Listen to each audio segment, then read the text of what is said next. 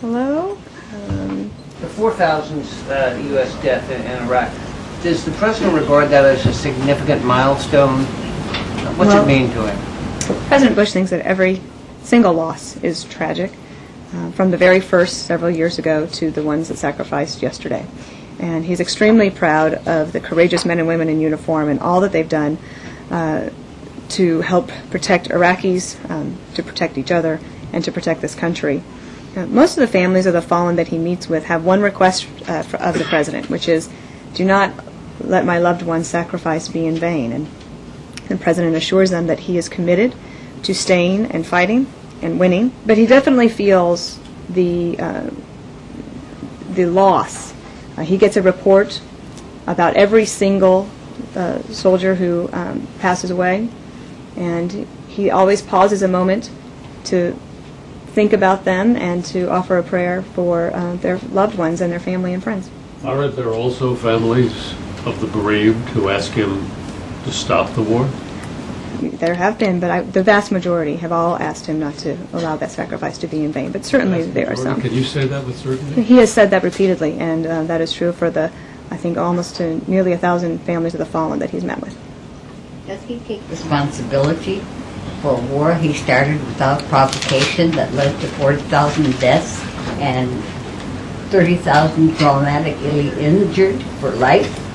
Helen, as you know, as he said many times, he was the one responsible for making the decision to go to war. He didn't make it lightly, and as Commander-in-Chief, the hardest thing that you do that he's done, and that any Commander-in-Chief before him and those in the future, the hardest thing that they will do is decide to commit our men and women to harm's way. Did he foresee this kind of catastrophe?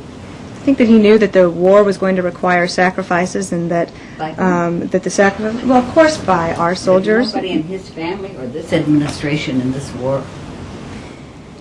Helen, these are all questions we have dealt with before. I've given you the answer in the President's reaction to the 4,000, and I'm going to move on. Do you think that Iraq, 5 years later, is the region more or less safe 5 years later?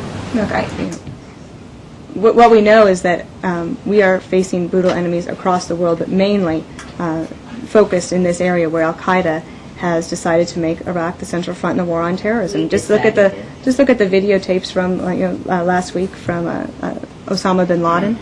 They talk about these issues, and the new his deputies taped today trying to stoke more violence and terrorism in the region.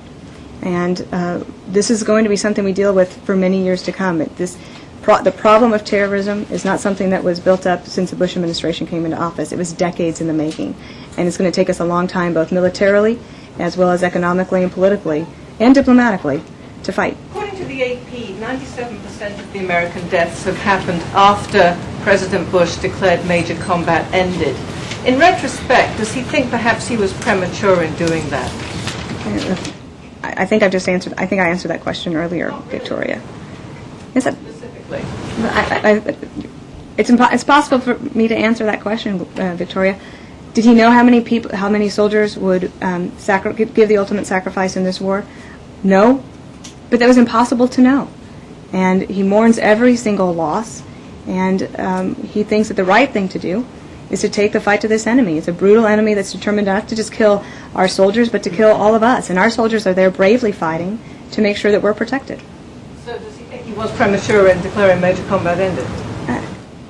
In terms of, well, he said that before, Victoria. And I just told you that he has publicly said in January of 2005, he thought he was soon going to be able to announce that troops would be coming home. But what we know that Al-Qaeda and sowed terrible violence and stoked sectarian flames. Therefore, we had to regroup, and we listened to our commanders on the ground. That's what listening to the commanders on the ground is all about. You have to remain flexible, and you have to trust them, and you have to then make your decisions based on your best judgment after you get briefings, which is what he's doing now.